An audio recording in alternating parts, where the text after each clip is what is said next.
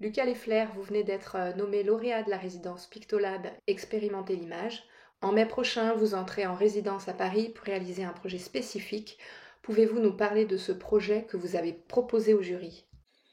Oui, bien sûr. Le projet que je compte réaliser dans le cadre de cette résidence se base sur la transition technique et industrielle qui a opéré le secteur photographique dans les années 2000 avec l'apparition des technologies numériques.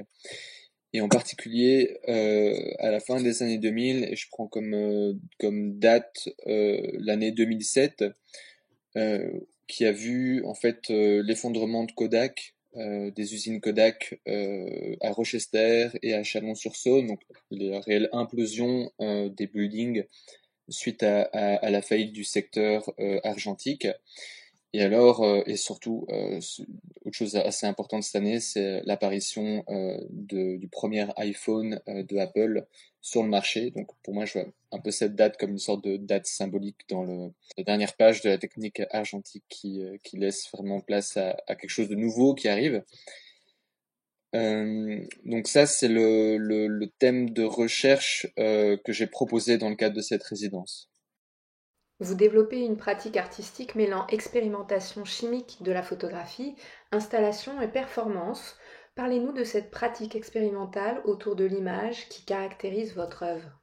Moi, donc, j'ai beaucoup travaillé comme tireur en fait. Donc moi, les techniques d'impression, l'expérimentation au niveau du tirage et de l'image, c'est quelque chose qui à la fois fait partie de mon éducation en tant que photographe, mais aussi professionnellement.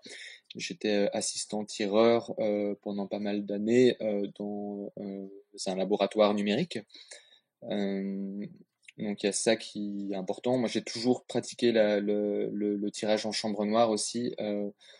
Aussi à l'école, mais aussi de manière un peu personnelle. Il y a différentes choses qui peuvent faire comprendre ma pratique plutôt expérimentale qui tend à faire aussi déborder de la planéité de l'image pour partir vers la sculpture, pour partir vers l'installation. Traditionnellement, on imprime la photographie sur du papier, dans le cas de l'image imprimée. Alors du coup, moi, ça me pose la question de pourquoi le papier, qu'est-ce que ça signifie, et, et avec les nouvelles technologies, mais aussi avec en réfléchissant à certaines techniques d'impression argentique, mais ça peut être aussi de la sérigraphie, ça peut être plein de choses.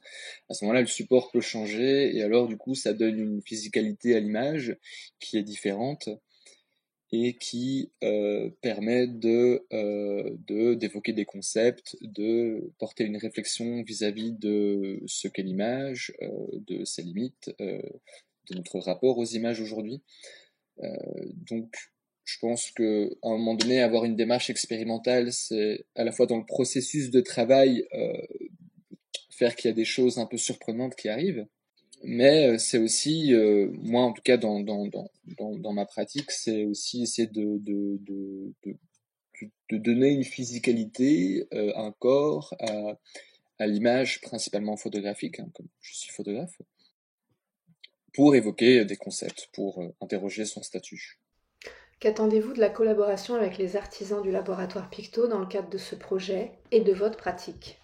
Euh, Donc moi, par rapport à ce que va me permettre la résidence Picto et ce que j'en attends, bon, moi c'est principalement la structure Picto, aux ressources, aux machines, au système d'impression et évidemment aux compétences techniques des travailleurs, des tireurs de Picto.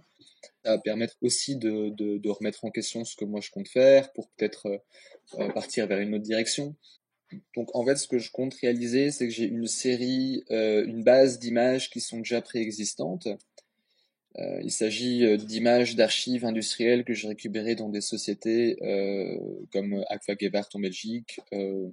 Et alors j'aimerais bien aussi travailler avec Kodak à Chalon-sur-Saône. Donc c'est toutes des archives industrielles qui montrent la production des émulsions chimiques, des papiers, de plein de choses. Et ce que je compte réellement réaliser dans le cadre de cette résidence, c'est de matérialiser ces images sur différents supports. Il y a l'atelier Philippot et un atelier de tirage platine ou de tirage noir et blanc un peu traditionnel à l'agrandisseur. Ce qui m'intéresse, c'est d'expérimenter là-bas un processus d'oxydation de tirage argentique sur du papier, mais aussi peut-être sur des plaques de verre. C'est une chose auquel je pense de plus en plus. Des plaques chez Latino pour mur d'argent. Et alors également d'expérimenter une technique d'impression qui est l'ambrotype, qui est un dérivé du collodion humide. Ce qui est intéressant dans le procédé de l'ambrotype, c'est que l'émulsion est blanche, donc l'image elle apparaît de manière positive. L'arrière-plan de la plaque de verre doit être noir pour faire apparaître l'image. Et je me dis que ça peut être un procédé intéressant pour faire apparaître des images, par exemple sur des téléphones. Donc je suis en train actuellement de récupérer beaucoup de téléphones, de smartphones cassés, et en particulier des iPhones forcément, pour permettre ça. Je me dis que c'est une chose qui peut être réalisable dans l'atelier Philippot, par exemple. La résidence de votre résidence sera présentée au Salon Approche, à la Galerie Intervalle, et dans le cadre de la programmation du fonds de dotation Agnès B. Avez-vous déjà une idée de la forme finale envisagée pour les pièces de ce projet expérimental? Oui, tout à fait. J'ai des formes d'œuvres que j'ai déjà simulées, que j'ai en tête. Donc là, j'imagine un peu des œuvres qui sont assez sculpturales, qui sont composées de plusieurs téléphones et qui permettraient de faire rendre compte d'une image composite en gris. Donc, ça serait des tirages photographiques, mais qui seraient assez sculpturales, on va dire. Voilà. Moi, une chose que j'aimerais vraiment bien réaliser, c'est une publication, en fait. Donc, d'utiliser la forme du livre comme étant